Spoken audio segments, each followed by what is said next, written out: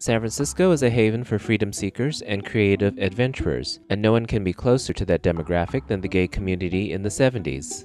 If you had a bus ticket, it better be saying San Francisco, because that was the place to come. I think a lot of us came out here because we didn't quite fit where we were. I like the people here. They just seem more open. And I always wanted to meet a nice blonde surfer.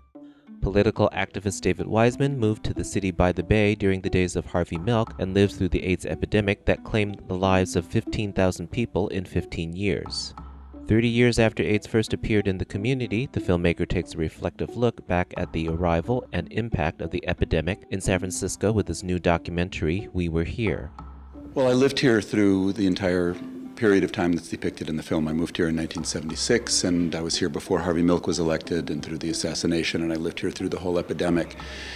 And it just seemed like it was an appropriate time for this story to be told. The idea to make the film actually was suggested to me by a younger boyfriend who had not lived through those years, and he heard me talk many, many times about my experiences, and he said, well, why don't you make a movie about it? And that sort of started the ball rolling. If you took a bunch of young men and said, have as much sex as you can have, how much sex would they have? A lot of sex. All of America was feeling very confident that you could be much more sexual, and that was okay. I mean, it's a personal film, so I wanted to make a movie about San Francisco because it's what I experienced, and the movie was never intended to be a comprehensive history of the epidemic. It's in many ways, it's a love letter to San Francisco, and it's about what I experienced, told through the voices of many other people. The film focuses on 5 people who lived in San Francisco prior to the epidemic and how their lives changed when their beloved city morphed from a hotbed of sexual freedom and social experimentation into the epicenter of a terrible sexually transmitted plague.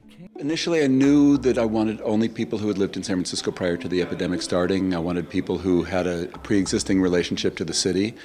I think it's a certain type of people that moved here in the 1970s. People didn't move here for careers, they didn't move here for money, they moved here for freedom of whatever sort. And so I wanted to be able to follow people who came here for the magic of San Francisco, and then to follow them as their lives changed as the epidemic came.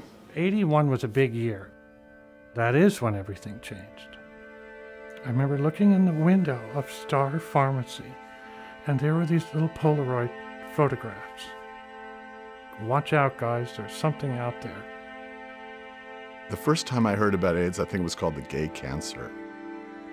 We had friends who were dying right at the beginning of the epidemic. I was hanging blood one day in the hospital, and the infectious disease fellow came in and said, Eileen, why don't you put gloves on? We don't know what this is.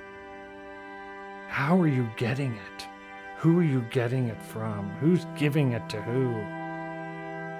Everybody was reading the obituaries because they went from like this to like this. Weissman says his film speaks to the post-epidemic generation, and the 5 individuals in the film are inspiring reminders that we as a community can do beautiful things under terrible circumstances.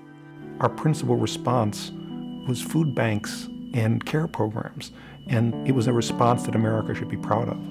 There's different messages depending on what vantage point people are coming from. I think that a lot of particularly younger gay men are having very, very powerful experiences in that they really had no idea. I mean, they knew that there had been something that happened and that they're supposed to be wearing condoms now. But I think in terms of the enormity of what the previous generations lived through and went through and suffered through and fought for, I think it's been a very, very profound experience for young men. And I'm getting the sense that it's giving them a sense of pride and community and history that they may not have had before. In San Francisco, this is Raymond Donald Hong for Outlook Video. We love to get mail from you.